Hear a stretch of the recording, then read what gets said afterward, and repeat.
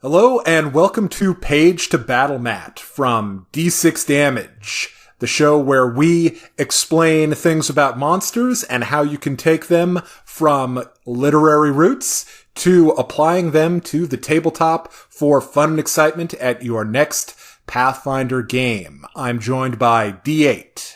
Hi, everybody. And today we're going wild with werewolves. Now, the werewolf has actually been uniquely difficult for us to work with here, and I think part of that is because they are rather difficult to use on the table in a lot of ways. At least, zombies fill a role, and vampires are super spooky, but the werewolf is kind of in this weird spot where it's kind of hard to get them done right on the table, and so we had a lot of difficulty coming up with great ways to do it, so you'll have to decide whether you like what we've come up with. But it's also rather difficult to do from the kind of scholarly perspective because there's surprisingly not a whole lot of work done on them. At least not stuff that works for what we're doing. So basically what we're going to do today is we're going to go through the incredibly complex history of the werewolf, and we're going to then go on and talk about what we would do on the tabletop.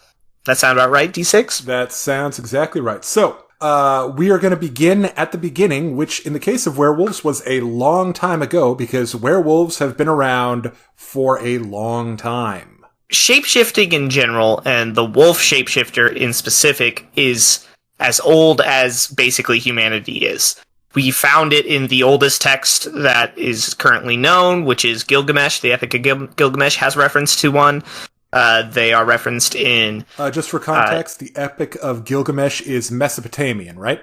Yes, the Epic of Gilgamesh is the oldest written story that we know to exist, and it dates to probably around 2000 BC, and it's kind of hard to date because we know it probably existed before that point as an oral tradition, and the most complete versions we have are actually from 700 BC, but we know it's in that rough area.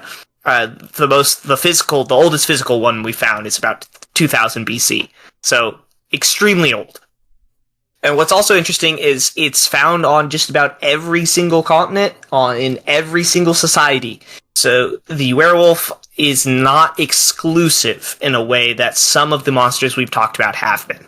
So we obviously have the European tradition that we're probably mostly familiar with, but also things like stuff from the Americas, Asia, Africa.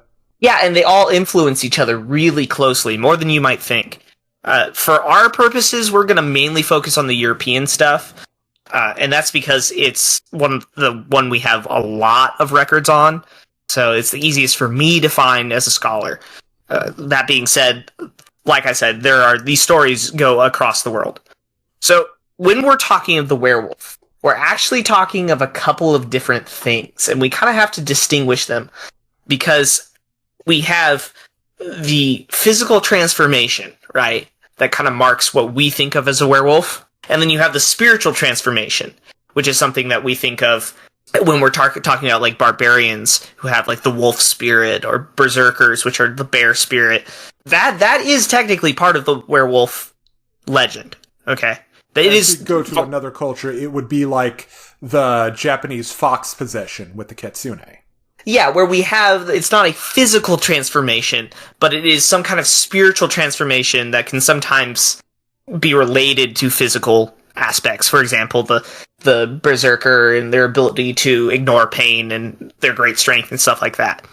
So, while we don't have a physical transformation in those, we do have this kind of spiritual transformation that is closely related to the more traditional thinking physical transformation. Mm-hmm. And those physical transformations do go back, like I said, all the way to the beginning. The one that I think we're going to want to talk about the most, though, well, let me put it this way. Those physical transformations have multiple different causes, and we're going to want to have to talk about the different categories. One of them is called, like, the damned, or the cursed, right? And this is a character who has, through his own actions, been shown to be unrelentingly evil, and that the transformation is then a divine punishment granted upon them. Now, you have a good example of that from Greek mythology, don't you? Yes, so in Greece, we're going to have a name that may sound a little familiar to you all. there's a guy named Lycaon, or Lycaon. I'm probably pronouncing that wrong. If you speak Greek, then make fun of me. So this guy is the first, well, maybe not the first, but is one of our first really well-known physical transformations of human that has committed a grave sin. So unlike in Gilgamesh, where we have a shepherd, I believe, who's basically just transformed because he's in the wrong place at the wrong time, kind of deal. Because the Assyrians and the Sumerians, with their relationship with gods, is very different. In Greece, it is like 100% this guy's fault. And what happens in the story of Lycaon, he's the king of Arcadia, and Zeus comes down, and he decides to visit Arcadia.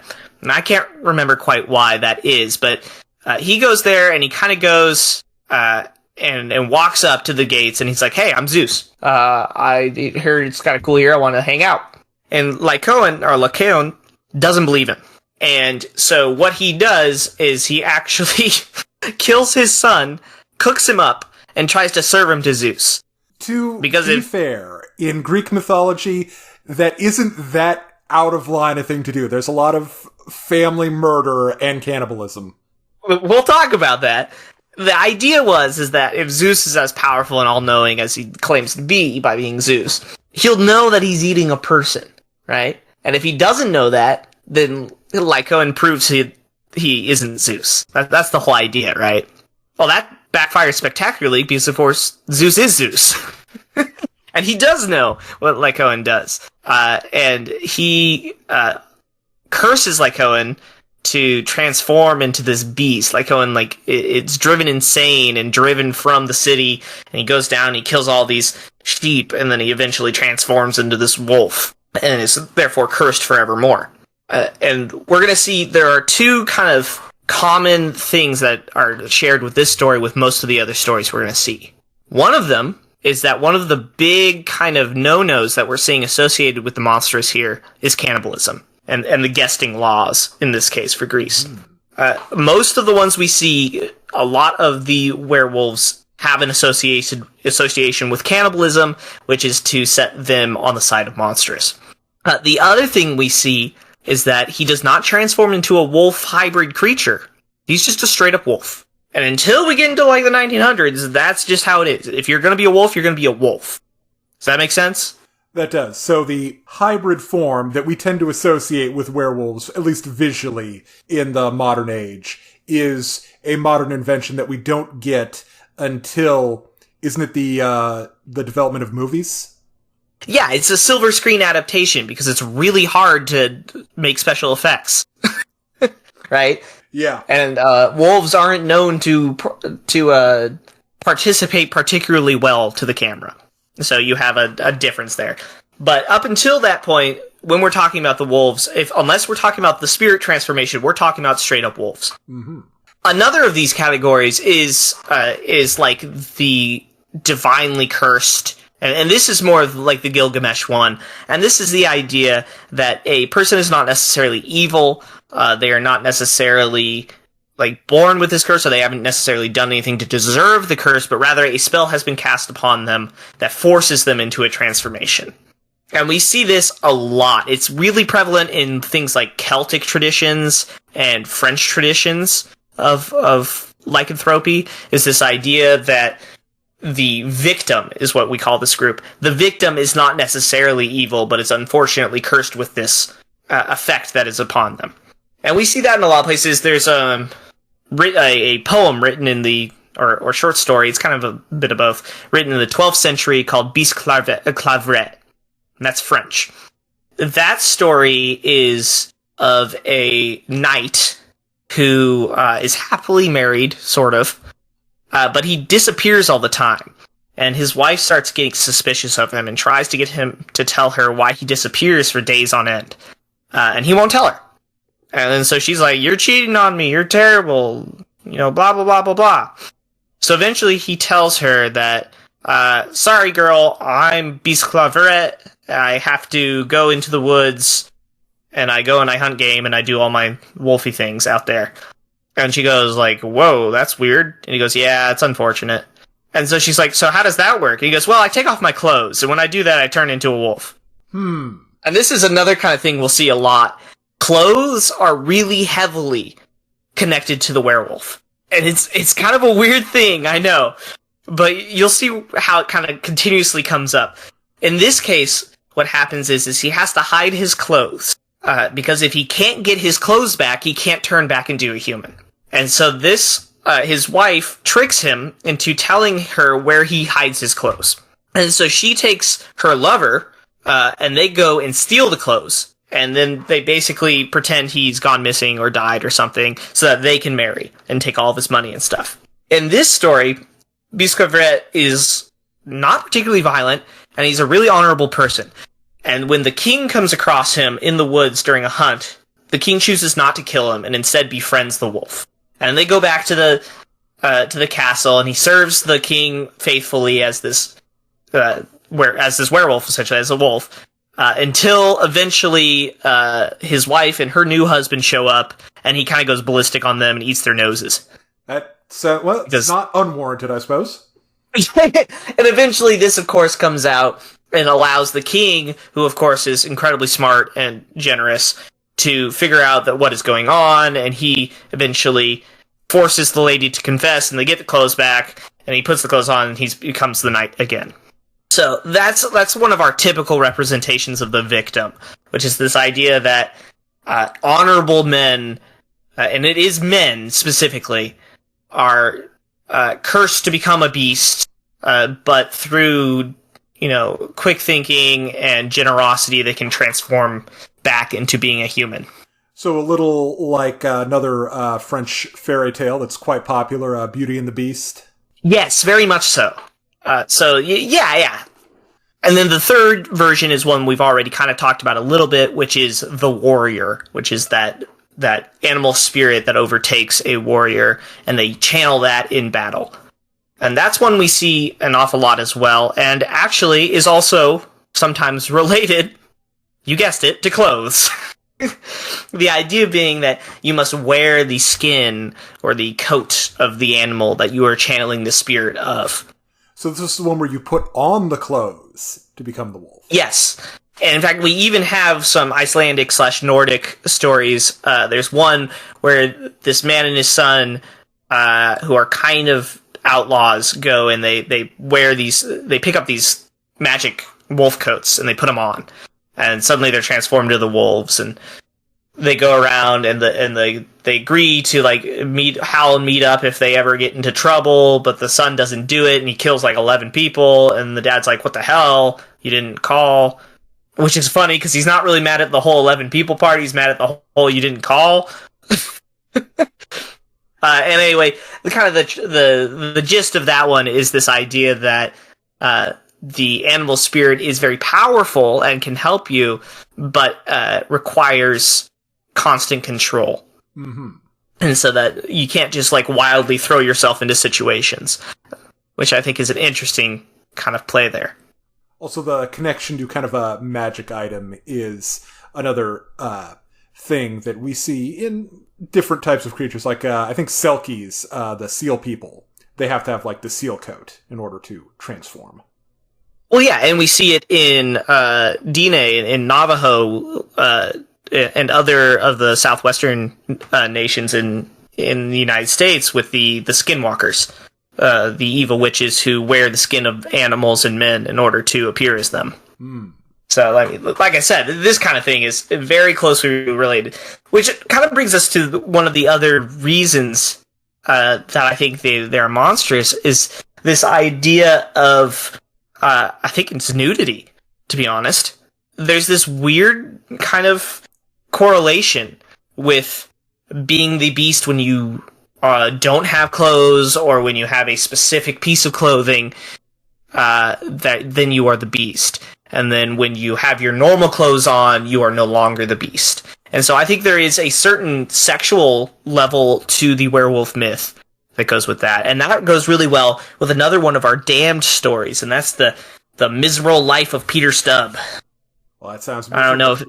Yeah. So this is a fun one. This comes from a little bit later, and this is during the height of the Inquisition and the witch burnings. And this is a German guy, so this is It's interesting. This guy was actually tried and executed as a werewolf.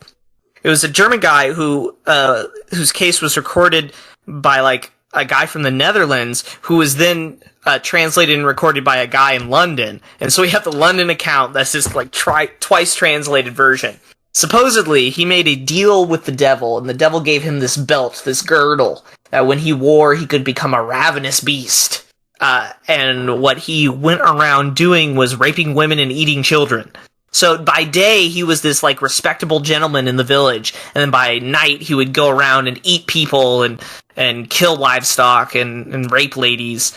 And there's this like really, really violent and gory accounts that they have recorded of what he would do.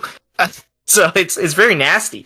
And eventually they catch him because they chase the beast, and then like they turn the corner and Peter's standing there instead of the beast, and they're like, "You gotta be a werewolf." And then they claim, he's incestuous with his daughter and he has a mistress, and they decide to burn those two at the stake as well, just in case. But they put him on the breaking wheel before beheading him and throwing him in the fire too. Oh yeah, that's pretty brutal. This guy's kind of a combination of like the warrior and the damned in a way. Yes, very much so. But you see what happens is as we get into Christian dominance of Europe, this equation that has the transformation of a beast being tied directly to the devil, which is huge. Like that, there's a time when early Christianity's like, no, there's no such thing as werewolves. And then there comes a time where they're busy converting all these people who believe in transformations, where they decide, no, it's 100% totally real, but it has to be the devil who does it. And that's kind of our beginning of the really super violent werewolves that we see. Because, I mean, before you have, like, with Lycoan, his story's done by the time he's a wolf. Or with Bisclavet, the guy's super honorable and not particularly violent, right? Mm-hmm. But when you start to get these correlations between the devil and the werewolf, now you see them as monsters. Now they're really full-flung into it. But it surprises me that the idea of the belt or the coat is really prevalent along a lot of these different stories. And they come from all over Europe. And like we said before, elsewhere as well. So it's very clear to me that the concept of donning and doffing something, of being a monster at one moment and then a plain human the other, is very much part of the horror of this. This idea that it could be anyone. Because while they commit the crime, they are in a form that you cannot identify. I think that's super important to the idea that makes the werewolf scary. One thing that you may not know is that we actually still have a trace of the damned character within the English legal system and within the English language. It's actually also within a lot of the Nordic languages as well, where we equate a wolf as a criminal. So we have, in the English legal system, it's an archaic term, so it's not really used anymore, but we have something called a wolf's head. And that is another name for an outlaw, or a violent criminal.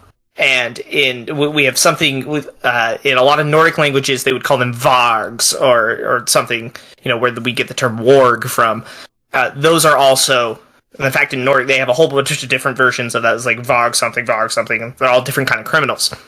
So, criminality is very tied in then to the concept of the wolf, and that shouldn't really be surprising when you consider that developing Europe has a serious problem with wolves.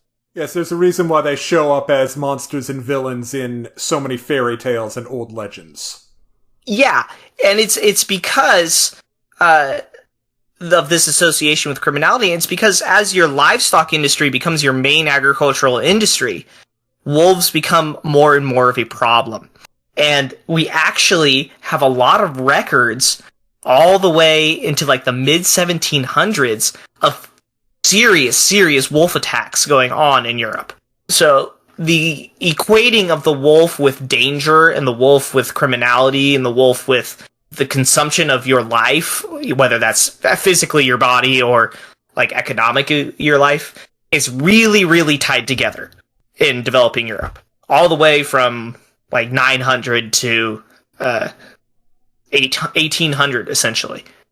So in total, kind of what we get out of this is that as a monster, the things that they represent are really heavily cannibalism and really heavily this fear of nature, right? While simultaneously, we have an interesting kind of dichotomy, right? Because with like the warrior spirit and stuff, we have always, since domestication of the first wolves, considered wolves very human and considered them very noble, right? But we also have a clashing problem of wolves being very dangerous and very destructive towards our economy and towards our way of life. And so werewolves kind of arrive where those two things meet.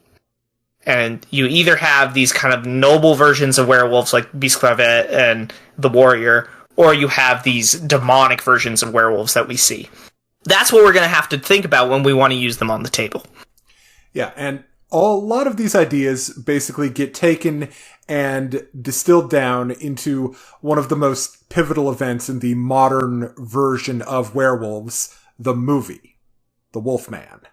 So, predating the movie Wolfman, which absolutely is very, very important and kind of defines everything, is one slightly lesser known one, also by Universal Pictures, that is kind of the precursor to it. And that is called Werewolf of London.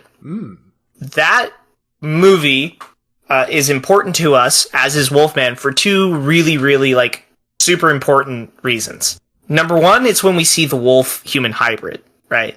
The guy who worked on Wolfman, or Werewolf in London, is also the guys who worked on Wolfman.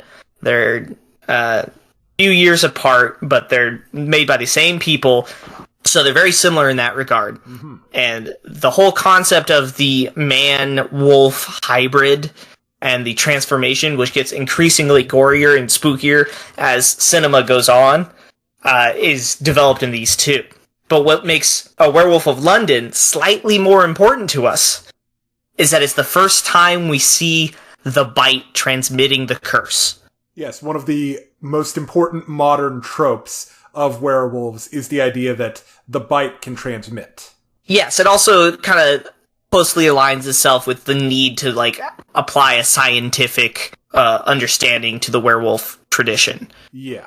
So now, of course, and as we saw with, like, the viral zombie, that does add a whole new level of horror, which is this concept of transmitted diseases. Mm-hmm. Now, let's talk about the Wolfman for a little bit, now that we're done with the Werewolf of London. Tell me, D6, what is it that you think is super important about it? I would say the first thing is the fact that it's a movie and therefore part of a visual medium, and it gives us the image, the iconography of the werewolf. We talked about the idea of the animal-human hybrid, but also it really goes with the victim version of the werewolf in a way. The idea that there's a great line in the movie that even a man who's pure of heart and says his prayers by night can become a wolf when the wolfbane blooms and the autumn moon is bright. Essentially, this version of the werewolf as someone with enormous power, but also a lack of control and really the danger to the world around him at certain times, which creates kind of the tragedy of the modern werewolf. Yes, absolutely. This is one of the, like, crowning moments for the development of special effects, is the werewolf films. And what you see with them that you don't necessarily see in vampire films, though you certainly get some, like Nosferatu, which has a very clear kind of special body horror special effect going on, is you see the transformation of the human body. And that is inherently horrifying to us because as we discussed, with what defines a monster, you are now crossing the boundary between human and animal, but you're not fully crossing it. You're stuck in between. And we don't like being in that liminal space. Remember when we talked about the monster theses, one of them was that the monster offers this third option to a binary scale. Yes, and it's that's what we see. That makes it monstrous. Yes, it's recognizable, but not right. So I agree. I think that's really where it is. And they went all out on these guys' outfits and the makeup and stuff on it. And it's quite extensive. Yeah, something that you really couldn't do or wouldn't do if it was just a play and it was going to be put on multiple times. Because the process of special effects makeup, it takes hours to go through. Yes, absolutely. I will say that there is a lot of werewolf films, and they get increasingly grotesque and drastic when they picture the transformation. And it isn't until... Well, we begin to see it in things like Werewolf in London and Wolfman. We begin to see the victim turn into a pseudo-romantic character, right? As we get further into the 20th century and into the 21st century, more and more we get the werewolf romanticized, which is neat and not necessarily wrong in any way, shape, or form, but is not particularly useful for what we want to do, which makes a lot of the modern stuff difficult to use on the table. Yes, because when it comes to tabletop, we're focused on werewolves as monsters and werewolves as things for your player characters to fight. And a lot of this has to do with balance reasons that we'll go into when we talk about some of the things that player characters can use. Yes, because that is kind of one of the problems with this particular monster that we didn't see when we were looking at, like, the zombies, which is that a lot of our options for werewolves in Pathfinder and other tabletop games are really heavily focused on the player. And that takes a lot more jury-rigging to balance, the desire of the player to have a lot of power and be really cool with kind of the horror of this body transformation. So if you were thinking of having players with access to some of the classes or even the template that goes for werewolves, be certain what they want out of it is what I would say. Mm-hmm. But in terms of you, if you're in the role of the DM, setting the scenario correctly will make utilizing werewolves a lot easier on you. Yeah, so one of the suggestions I would have, that if I wanted to use a werewolf for a quest on the tabletop, is I would actually adapt a murder mystery kind of setting. I would have you be in this village or a series of villages, or even a city if you really want to, and have the fact that there is a werewolf amongst us, killing people and eating them. And then the problem then is for the PCs to try to figure out who the hell it is. Because that is what we saw with things like Peter Stubb. That is one of the really big horror elements of this, which is the idea of anyone can be this monster. As horrific as they are during the act, you can have conflict with this monster, but it can get away, and you still won't know who it is.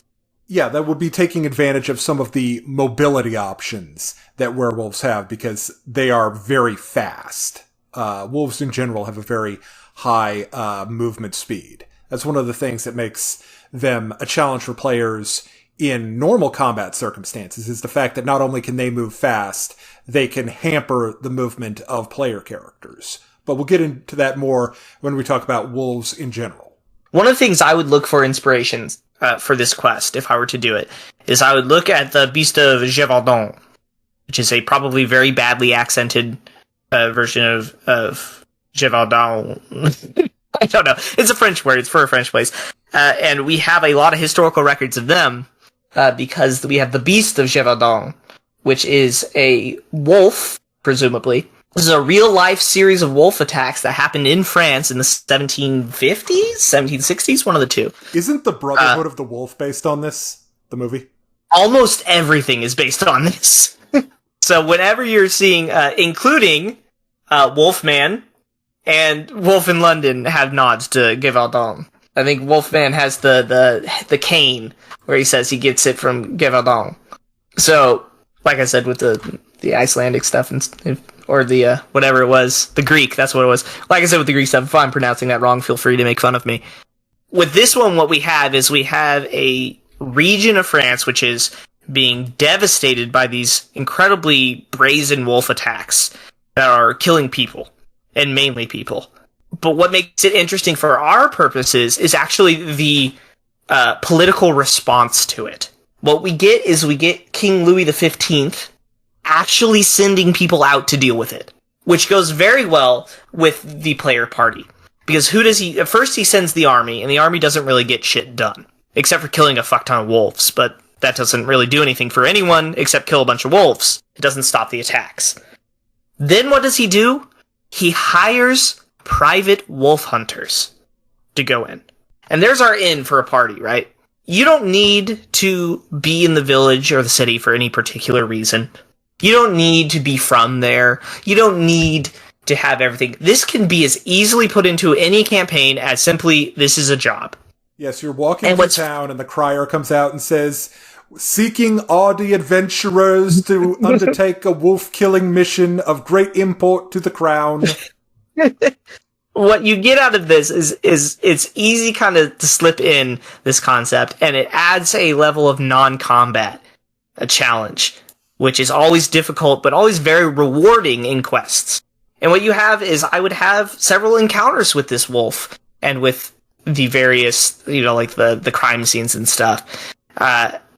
The difficulty would be into adding the clues and getting to the final person. But if you can manage that, I think you are successfully marrying the scariness of the werewolf, the historical tales of the werewolf, and the tabletop game into one really good quest. But let it be noticed, I'm only talking about one werewolf. That's true. Now, when it comes to wolves as a creature type in D&D or Pathfinder, there are a couple things that you have to consider. One is the statted monster themselves. They tend to be lower level. These are not considered to be kind of high tier, epic hero sort of things. So consideration of the level that your PCs are going to be at when you have them taking on this threat is important. Another thing that you should consider, particularly if you're running regular wolves in conjunction with your werewolf, is the fact that they are not designed to be encountered alone. This is a creature that hunts as a pack. So remember, you got to use those pack tactics. Things like their bite and then trip ability to keep players on the ground. So, you've got circumstances where one player has been downed and he's being mauled by wolves, and everyone has to kind of get some of these creatures off of them before they get too badly hurt. And then there are also, you can step it up with things like dire wolves as well. I think this is one of the big differences that I think a lot of media want to do, and a lot of sometimes GMs want to put on the table, is a lot of werewolves. And I think that is a mistake. With the wolf, you want multiple targets on the board. You want a lot of hit and run targets. They don't have to be particularly strong, but they have to be scary in their mobility, right? The werewolf, historically, and I think best used on the tabletop, is alone. And what you can do is you can supplement that werewolf with some of the normal wolves if you like, but the more werewolves you add to a situation, the less scary they become. Yeah, I would definitely agree with that. So when you're actually looking at the werewolf stat sheet, remember, it does have powerful defensive abilities, like the DR10 versus silver. So that's the need for preparation and, the specialty of why you go out if you're the king and you get specialized wolf hunters, people who know that you're supposed to have silver weapons to bring these things down. It's also a good way for you to have combat with a werewolf without the PCs being able to necessarily defeat it, right? If they don't know they're going after werewolf to begin with, they can have an encounter with the beast that doesn't end with their victory. You can simply drive it off, right? And those defensive abilities are what allow you to make sure that the wolf creature survives both mechanically and narratively, and it also gives the PCs they have to do something. It gives action to them, right? They have to actively prepare for that combat in a way that will make them feel like hunters, and that's what we want them to feel like in these kind of circumstances where you're using the werewolf enemy. Yeah, so just narratively speaking, for an encounter like that, the werewolf's main objective shouldn't be to kill the PCs. It should be either he wants to get in somewhere, or maybe he's finished, devouring all of the orphans in the orphanage. I agree. If the werewolf's big, agenda once the PCs hit the field really should be, for the first time they see it, to get away. Part of it is that with these defensive abilities, the werewolf simply doesn't have to bother with the PCs. They're not really a danger until they know what they're up against and they've prepared for it. So that's werewolves as monster type. Now let's talk about how the player characters themselves can do some of the wolf things. One of the easiest ways, and something that I think is worth more thought than it's sometimes given, is the druid's wild shape transformation. Absolutely. I think you can get a lot of both of the types of kind of physical transformation and spiritual transformation elements into the druid. I'm sure that there's several good archetypes for it. Do you know any of them off the top of your head? Well, I know one that they actually went and made a full class out of, the Shifter. Yeah, that's true. I'd forgotten. If you want to play a Wolfman style character, the Shifter is a good way to go about it, because you get aspects as the Shifter that give you animal-like qualities and animal-like characteristics. So it's split into different animals that you can take things from. The wolf is one of them. You also get claws. Not that, actual wolves are particularly known for claws. They're really more about the bite. But it is in line with that iconic visual of the Wolfman as this half-wolf, half-man, got traits of both kind of thing. And the Shifter will really be able to give that to a PC. Yeah, there's a couple of other classes that do it too. With Druid, you have the Mooncaller and the Wolf Shaman, which are two different archetypes. Mooncaller mainly gives you things like Dark Vision. Honestly, it doesn't give you a whole lot until you get to 13th, where it gives you that Silver DR. And that really works well if you're going with the full transformation into wolf kind of character rather than the hybrid character. Whereas the Wolf Shaman kind of does the opposite. It's all about that werewolf theming of having, the bite and the transformation. And even there's a couple of other classes that do it really well too. I would look at Hunter with there's the one Hunter where you don't get an animal companion, but you put all the aspects on yourself. That's one that could be good for this. But what I think you should really look at if you're looking for this kind of thing is I think it'd be more fun to look at the warrior. Look at the barbarian, the fighter, and the ranger, and see if you can't get something that gives you that same feel of, being possessed by the spirit of the animal without the physical transformation. Yeah, something like the rage powers that the barbarian gets, where it gives you the totem abilities. Yes, there's a totem barbarian one. There's a couple that could be. The nice thing with the barbarian is you can do it and you don't have to stick to any particular archetype. Now, if you wanted the werewolf transformation, there is the moon cursed archetype for the barbarian, which essentially you turn into a werewolf while raging. So that's another one you can do without being forced to use the template, which can admittedly make characters extremely broken. Yes, if you are brave enough to allow a player character to use this template, be forewarned, they will be very powerful. As for the fighter, that's another one where you don't... there's a straight-up Viking fighter archetype. The fighter's another one where you're not necessarily in need of a particular archetype in order to get the feel you want. The nice thing with the warrior kind of werewolf, the spirit thing, is that you can get all that and it can be all narrative. It doesn't need to be quite as, transformative and mechanical as the hybrid form needs to be. Well, I think a good addition to a martial character that's got these wolf theming elements would be magic items. One magic item you might want to think about is called the Pelt of the Beast. This is from the Blood of the Moon supplement for Pathfinder 1E. Character equipped with this gets a +2 bonus on combat maneuvers to make trips. As well as getting a bite attack, yeah. And the bite attack is actually quite interesting because you can stack it with something else that gives you bite attacks, and it actually increases the threat range. Well, that'd be really good if you have if you go with the natural weapon fighter weapon group. Yes, you absolutely could. There's the Savage Fighter, I believe, is the archetype that's all about natural weapons, which could work really well with that. The last thing we're going to go over is some supplemental things that you might want to look at that we think do the werewolf and wolf mythology really well.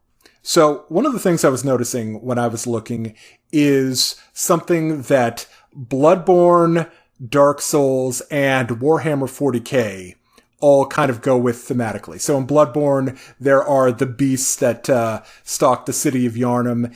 In Dark Souls 3, there's the Abyss Watchers, and 40k has the Space Wolves, Space Marine Legion, and they all connect this wolf aspect that certain people in their worlds get with the concept of wolf's blood, or the idea that there's this sanguinary medium that it's not transmitted via the bite, like some other things choose, but rather the drinking of the wolf blood, which gives those who drink it this wolf-like aspect. Yeah, and so it's kind of a combination of the warrior and like the pelt-wearing parts of the werewolf. Funnily enough, there is actually an early werewolf film whose whole premise is that a man gets a blood transfusion from a wolf and thinks he is a werewolf. Interesting. Yeah, so the whole idea of the blood being this medium for a spiritual energy is it's a very serious thing that you can see in a lot of different mediums, and it works very well, especially because it doesn't require your character, especially for like a player character, to look super wolfy. Yeah. Which is sometimes not what a person wants. Yeah, you want that more spiritual aspect of the wolf. And speaking of, we now get to talk about D8's favorite character from the Wheel of Time, Perrin, the wolf brother. Oh, great. So, Perrin is, just from... He really throwing me out of the bus here. Perrin starts out as a very interesting character and then proceeds to not do anything with his abilities, and becomes very boring very quickly, is my opinion on him. But what we do like about Perrin is that he does a very good job, Jordan does a very good job of showing the concept of the warrior with the spirit transformation. Okay, so Perrin does not really... The only transformation he gets is in his eyes, and they look like wolf eyes. Yeah. Okay. Everything else about him is completely human. He has the ability to commune with wolves, he has the ability to go into the dream world a little bit, but apart from that, he's 100% human. But what is awesome about the character is that how he reacts and how his relationship with nature is shaped through this spiritual bond. And that is something we can use a lot with characters. You know, we don't always need to have the mechanical bonuses, which is kind of what I'm going for with the warrior spirit. We don't need the mechanical bonuses that are inherently unbalanced, because the only real way to get them is either through going full into a class or taking the template. Instead, we can do it all narratively, and we can do that with things like Perrin. Perrin is a very good example of a narrative werewolf. Yeah, or if you want to take a regular, like, human character and give them a couple of abilities that aren't game-breaking. Something like giving them low-light vision, as indicated by the transformation of the eyes to wolf eyes, or the scent special ability, which Perrin clearly has throughout the book. Or speak with wolves. Speak with animal, but only for canids. Yeah.